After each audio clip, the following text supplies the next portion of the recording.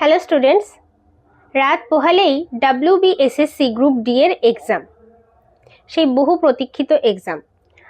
আর WBSSC group C এর exam যারা দিয়েছো তারা জানো কোশ্চেন খুব একটা কঠিন হয়নি। আমি তার ওপর ভিত্তি করেই গ্রুপ ডি এর জন্য একটা লাস্ট মিনিট ম্যাথ সাজেশন তোমাদের জন্য নিয়ে এসেছি। আশা করি ক্লাসটা দেখলে তোমাদের উপকার হবে।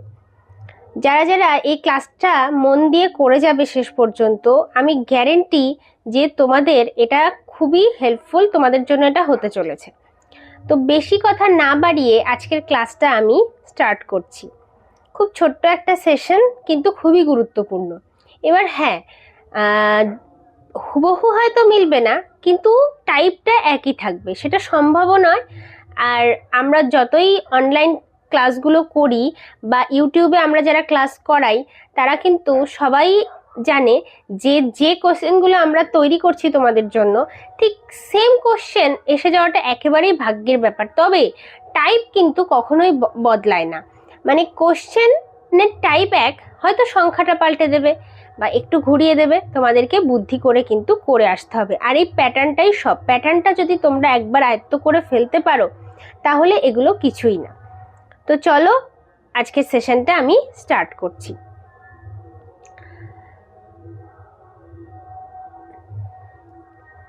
তো দেখো ফার্স্ট কোশ্চেন কি বলেছে, লসাগু গসাগুর চ্যাপ্টার থেকে রয়েছে।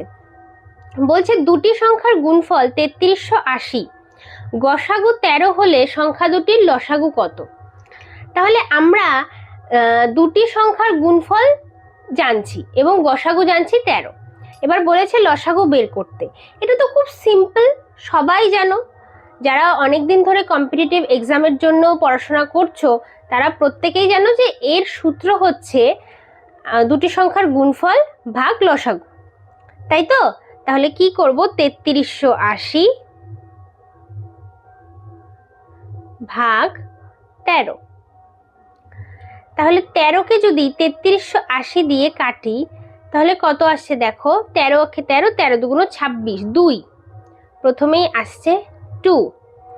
এইবার এখানে 2 দিয়ে শুরু, একটাই অপশন আছে 260, 260, আর এটারও কিন্তু লাস্টে 0ই আছে। তাহলে আমরা এ থেকেই ক্লিয়ার হয়ে যাচ্ছি যে এর অপশন নাম্বার বিটাই হচ্ছে কারেক্ট অ্যান্সার।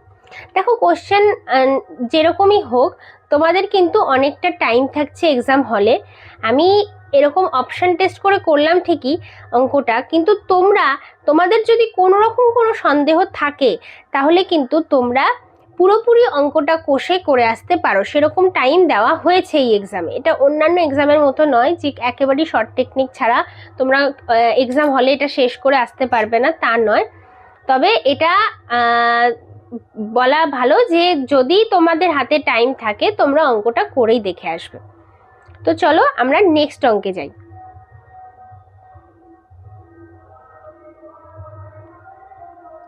দেখো কি বলেছে, কোন ক্ষুদ্রতম সংখ্যার সঙ্গে কোন ক্ষুদ্রতম সংখ্যার সঙ্গে 1 যোগ করলে যোগফল 3, 6, 9, 12, 15 দ্বারা নিঃশেষে বিভাজ্য হবে। কোশ্চেনটা ভালো করে পড়লেই কিন্তু অ্যান্সারটা করা সম্ভব। দেখো কি বলেছে, 3, 6, 9, 12, 15 দ্বারা নিঃশেষে বিভাজ্য হবে। এই যে সংখ্যা কটা বলে দিয়েছে, এখানেই কিন্তু অ্যান্সার লুকিয়ে আছে। এবার বলেছে যে সংখ্যাটা আসবে তার সঙ্গে 1 যোগ করলে তবে সেগুলো এই সংখ্যাগুলো দ্বারা বিভাজ্য হতে হবে সেই সংখ্যাটা। তাহলে দেখো এটাও আমি কিন্তু অপশন টেস্ট করেই করতে পারি। এখানে যে 4টে অপশন রয়েছে তার মধ্যে এমন কোন সংখ্যার সাথে 1 যোগ করলে সেটা 15 দ্বারা বিভাজ্য যায়? কখন 15 দ্বারা? একমাত্র যে সংখ্যাগুলোর শেষে 0 এবং 5 থাকবে সেই সংখ্যাগুলোর মধ্যেই তো 15 দ্বারা বিভাজ্য যাবে। আর এখানে যেহেতু সবকটা সংখ্যা দ্বারা বিভাজ্য যাওয়ার কথা বলেছে, তাহলে দেখো 15 দ্বারা বিভাজ্য যাওয়া মানে কিন্তু বাকি সংখ্যাগুলো দ্বারাও আমরা কিন্তু আশা করতে পারি। দেখো এখানে কিন্তু একটাই সংখ্যা আমরা দেখতে পাচ্ছি যে অপশন বিতে যে সংখ্যাটা রয়েছে সেটার সঙ্গে যদি 1 যোগ করা হয় তাহলে কত আসছে, 180। আর 180কে মোটামুটি 3 দ্বারা আমরা ভাগ করতে পারছি, কারণ এটার যোগফল আসছে 9। হ্যাঁ, 6 দ্বারা আমরা ভাগ করতে পারছি, কারণ 18 6 দ্বারা বিভাজ্য, 9 9 18 9 দ্বারাও বিভাজ্য, 12 আর 15, 12 আর 15 দ্বারাও কিন্তু 180 বিভাজ্য। তাহলে আর এমন একটাও কিন্তু এই অপশনে সংখ্যা নেই যেটার সঙ্গে 1 যোগ করলে 5 বা 0 আসে শেষে। তাই বাকিগুলো 15 দ্বারা তো বিভাজ্য হবে না, তাহলে একমাত্র এই সংখ্যাটাই হচ্ছে। তাহলে option B is the correct answer. তো আমরা এর পরের অঙ্কটার দিকে এগিয়ে যাই। চলো 3 নাম্বার অঙ্কে কি বলেছে দেখে নেব। বলেছে দুটি সংখ্যার অনুপাত 5:7 এবং তাদের গসাগু 6 হলে সংখ্যা দুটির লসাগু কত? দেখো অঙ্কটা আগের যে অঙ্কটা ছিল সেটাতে কিন্তু অনুপাত ছিল না, তবে এখন যে অঙ্কটা রয়েছে সেটার মধ্যে কিন্তু অনুপাত দেওয়া রয়েছে, মানে সংখ্যা দুটোর অনুপাত বলে দিয়েছে। এবার কি বলেছে? গসাগু বের করতে বলেছে। দেখো আমরা যদি এটাকে এক্স ধরে করি তাহলে তো খুব ইজিলি আমরা পেরে যাব, আমরা জানি, কারণ সংখ্যা দুটির গুণফল ভাগ গসাগু বের করলে লসাগু হয়ে যেত। কিন্তু আমরা যদি সেটা নাও করি, এখানে সংখ্যার গসাগু যেহেতু 6 বলেছে, 6 মানে যে কোনো সংখ্যার সাথে তার গুণফল মানে সেটা 6 দ্বারা বিভাজ্য হতে হবে। তাহলে 5 আর 7 হচ্ছে পরস্পর মৌলিক। তাহলে 5 আর 7কে যদি আমরা 6 দিয়ে গুণ করে দিই, মানে 5 ছক 30 আর 6 7 42, তাহলে কি আমরা সংখ্যা দুটো পেয়ে যাচ্ছি না? তাহলে এই সংখ্যা দুটোর লসাগু কত হবে? সংখ্যা দুটোর লসাগুটা বের করতে পারলেই কিন্তু আমাদের অ্যান্সার এসে যাবে। তো চলো আমরা 30 আর 42-এর লসাগু করে নিই। এক সেকেন্ড, হ্যাঁ 30 আর 42-এর লসাগু কত হয়? তাহলে 30 আর 42, তাহলে 15 দুগুণ 30, 21 দুগুণ 42, 3 5 15, 3 7 21, তাহলে কত হচ্ছে? 3 দুগুণ 6, 5 ছক 30, 3 7 21, 210, মানে option D is the correct answer. তো চলো, মানে আশা করি বুঝতে পেরেছো। বাট দেখো তোমাদের যদি এই নিয়মে করতে অসুবিধা হয় তাহলে তোমরা এটাকে এভাবেও করতে পারো, যে ধরি সংখ্যা দুটি 5x এবং 7x, তাহলে 5x into 7x 5x into 7x equal to 6 into লসাগু। তাহলে তোমরা x এর মানটা বের করলেই কিন্তু অ্যান্সারটা বেরিয়ে যাবে। কিন্তু আমার মতে এটাই হচ্ছে সব থেকে সহজ পদ্ধতি। তো চলো নেক্সট কোশ্চেনের দিকে আমরা এগিয়ে যাই। দেখো কি বলছে, 40 থেকে 100 পর্যন্ত বৃহত্তম ও ক্ষুদ্রতম মৌলিক সংখ্যার অন্তর কত? ভেরি ইজি কোশ্চেন, কিন্তু তোমাদেরকে খুব মাথা ঠান্ডা করে এর ক্ষুদ্রতম আর বৃহত্তম মৌলিক সংখ্যা দুটো কিন্তু লিখতে হবে। দেখো এখানে 40 থেকে 100 পর্যন্ত বলেছে। এবার 40 তো মৌলিক সংখ্যা নয়, 40 হলো যৌগিক সংখ্যা। তাহলে পরবর্তী সংখ্যাটা হচ্ছে 41। 41 কি যৌগিক সংখ্যা? না। তাহলে সব থেকে ক্ষুদ্রতম মৌলিক সংখ্যা কি হচ্ছে? 41। আচ্ছা হলো। আর এবার বলেছে বৃহত্তম, তাহলে শেষের দিক থেকে দেখি 100। 100 তো যৌগিক সংখ্যা আমরা জানি। 99, 99ও যৌগিক সংখ্যা, হবে না। 98, 98ও যৌগিক সংখ্যা, সেটাও হবে না। তারপরে কি আছে? 97, 97 কি কিছু দ্বারা বিভাজ্য নয় তো? তাহলে 97টা কি হবে? 97টা হলো মৌলিক সংখ্যা। তাহলে বৃহত্তম মৌলিক সংখ্যা হচ্ছে 97। তাহলে এইবার কি বলেছে? এই বৃহত্তম ও ক্ষুদ্রতম মৌলিক সংখ্যার অন্তর বার করতে বলেছে। এবার দেখো আমি যদি অন্তর বার করি তাহলে কত আসছে? 6 আর 5 56, মানে option B is the right answer. তো চলো আমরা নেক্সট কোশ্চেনের দিকে এগিয়ে যাই। বলেছে একটি সংখ্যা 650 থেকে যত বড় 820 থেকে তত ছোট, তাহলে সংখ্যাটি কত?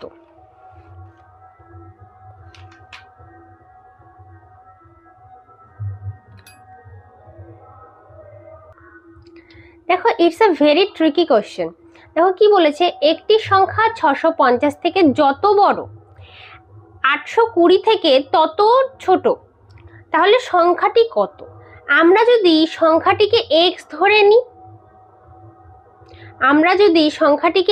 ধরে নিই, তাহলে আমরা কি লিখতে পারি? এর সূত্র মানে এখানে যা বলে দিয়েছে সেই প্রশ্নের অনুসারে আমরা কি লিখতে পারি? x minus 650। কেন কি বলেছে? একটি সংখ্যা 650 থেকে যত বড়, কত বড় কি করে বার করব? সংখ্যাটি থেকে 650 বিয়োগ করে দেব। ঠিক আছে, ইকুয়াল টু 820 থেকে তত ছোট, মানে 820 মাইনাস এক্স, তাই তো? তাহলে এই মাইনাস এক্সটা যদি এই পাশে আসে তাহলে কত হচ্ছে? 2x হয়ে যাচ্ছে না? 2x। তাহলে এই পাশে আসলে এই দুটো যোগ করলে কত হচ্ছে? 0 7 1470। তাহলে অ্যান্সার কত আসছে বলো তো? যদি x এর মান কত আসছে? x এর মান আসছে 735, তাহলে option B is the right answer. কারণ কি 2 দিয়ে এখানে 2টা এর পাশে ভাগ হয়ে যাবে, তাহলে x এর মান বেরিয়ে যাবে 735। তো আমরা নেক্সট কোশ্চেনের দিকে এগিয়ে যাই। কি বলেছে দেখো, গসাগু হলো 2 বা ততোধিক রাশির মৌলিক সাধারণ গুণনীয়কের ড্যাশ। এবার বলো তো, এইটা কিন্তু কোনো অঙ্ক করতে হচ্ছে না, এটা একটা এক কথায় প্রকাশের অঙ্ক, গসাগুর চ্যাপ্টার থেকে থিওরি অঙ্ক। এবার এটা কিন্তু আমরা সবাই জানি যে গসাগু হলো 2 বা ততোধিক রাশির মৌলিক সাধারণ গুণনীয়কের গুণফল। এটাতে কোনো কিছু ক্যালকুলেশনের প্রয়োজনই নেই, এখানে অপশন সি হয়ে গেল রাইট অ্যান্সার। আমরা নেক্সট কোশ্চেনের দিকে এগিয়ে যাই। দেখো, এবার আমরা নেক্সট কোশ্চেনের দিকে চলে এসেছি। এটা একটুখানি মানে কি বলবো, কঠিন অঙ্ক না, তবে একটুখানি তোমাদেরকে এই অঙ্কটা কিন্তু করে দেখতে হবে। দেখো কি বলেছে, যদি a is to b equal to 1/2 is to 3/8, আচ্ছা b is to c equal to 1/3 is to 5/9 এবং c is to d equal to 5/6 is to 3/4। তবে এখান থেকে a b c d এর মান আমরা কিভাবে বের করব? খুবই সহজ অঙ্ক। দেখো আমরা কি লিখতে পারি, এখানে দেখো 1/2 প্রথমটা is to 3/8, ওকে।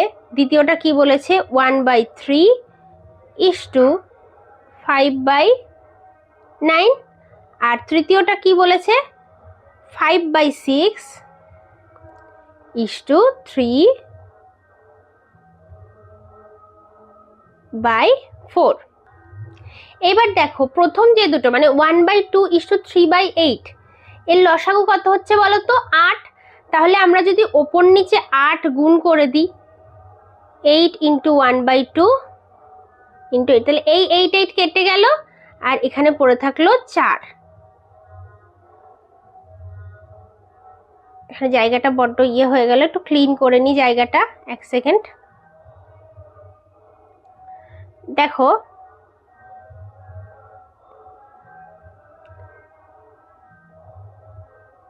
আমরা এখানে একটা পেজ নিয়ে নিই। দেখো কি বলেছে, প্রথমটা ছিল 1/2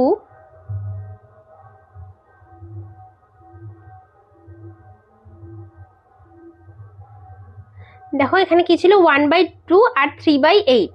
তাহলে 1/2 আর 3/8 হলে এখানে 1/2 ইন্টু 8 is to 3/8 ইন্টু 8। কেন করলাম? কারণ এদের মধ্যে লসাগু হচ্ছে 8, তাহলে 4। তাহলে কত আসলো? a বাই b এর মান a is to b equal to 4 is to 3 হয়ে গেল। তাহলে একইভাবে দেখো এর পরের মানটা কি বলেছে? এর পরের মানটা বলেছে 1/3 is to 5/9। তাহলে এদের মধ্যে লসাগু কত হচ্ছে? 9। তাহলে আমরা 9 দিয়ে এটাকে দুটোকেই গুণ করে দেব। তাহলে কত আসছে? 3 is to 5, b is to c equal to 3 is to 5, ওকে। তাহলে নেক্সট কি বলেছে? c is to d মানে 5/6 is to 3/4। এটাকে আমরা কত দিয়ে গুণ করতে পারি? 12 দিয়ে।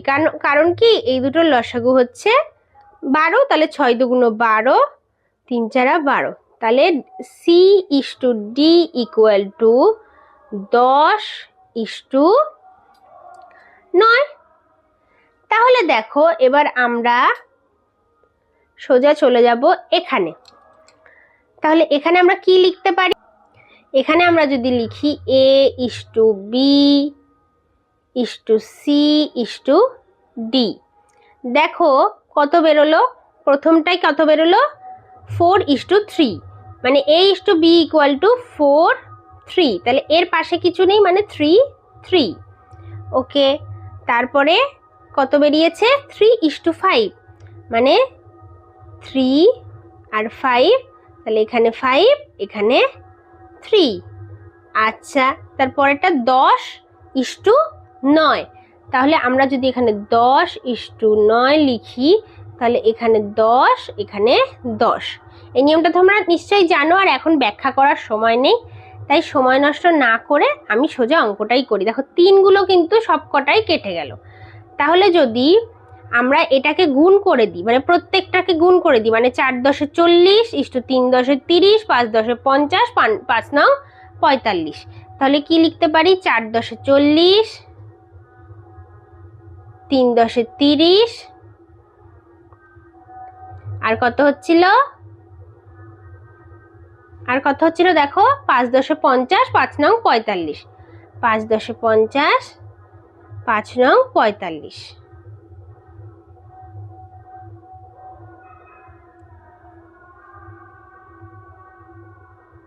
এটাকে আবার কাটা যায় তো 5 দিয়ে। 5 8 40, 5 6 30, 5 10 50, 5 9 45। 8/6/10/9। দেখো তো এটা কত নাম্বার অপশানে আছে? 8/6/10/9, এটা রয়েছে অপশন ডিতে। তাহলে কারেক্ট অ্যান্সার হচ্ছে অপশন ডি। তাহলে চলো নেক্সট অঙ্কে আমরা চলে যাই।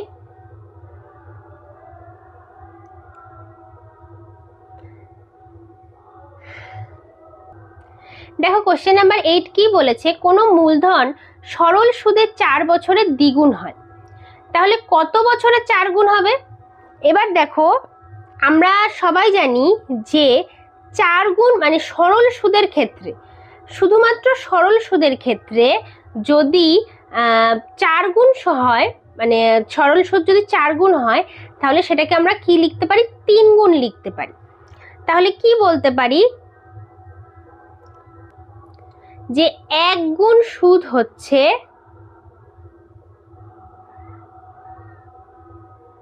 4 বছরে।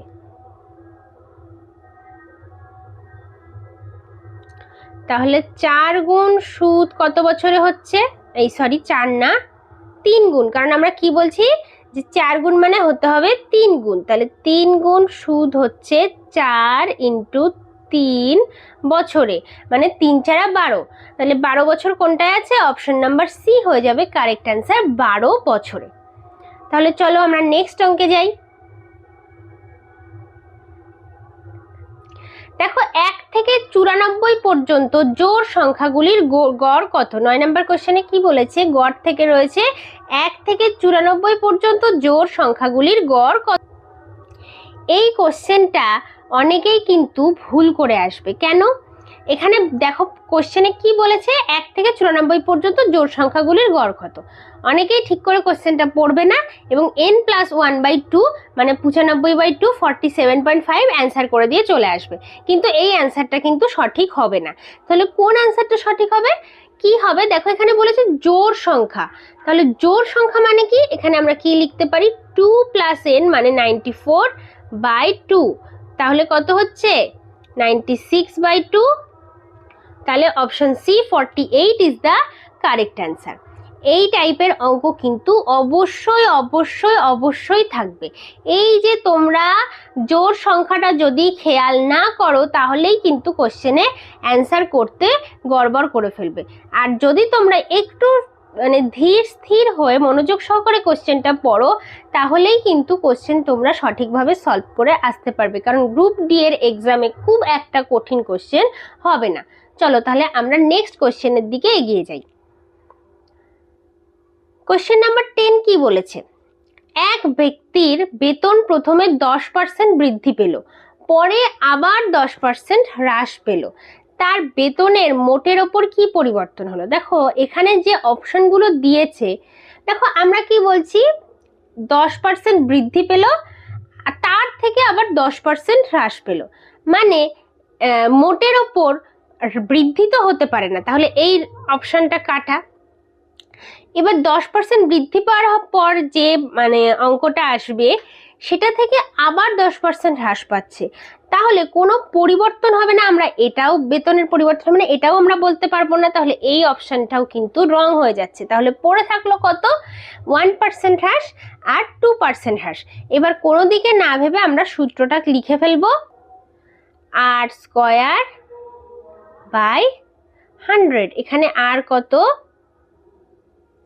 10 ইন্টু 10 বাই 100, 0 0 কেটে গেল, তাহলে পড়ে থাকলো 1, মানে option C is the right answer. 1% হ্রাস পেল। খুবই ইজি অঙ্ক ছিল। নেক্সট কোশ্চেনে আমরা এগিয়ে যাই। কোশ্চেন নাম্বার 11 দেখো বলেছে 3টি ঘন্টা যথাক্রমে 15, 20 এবং 30 মিনিট অন্তর বাজলো।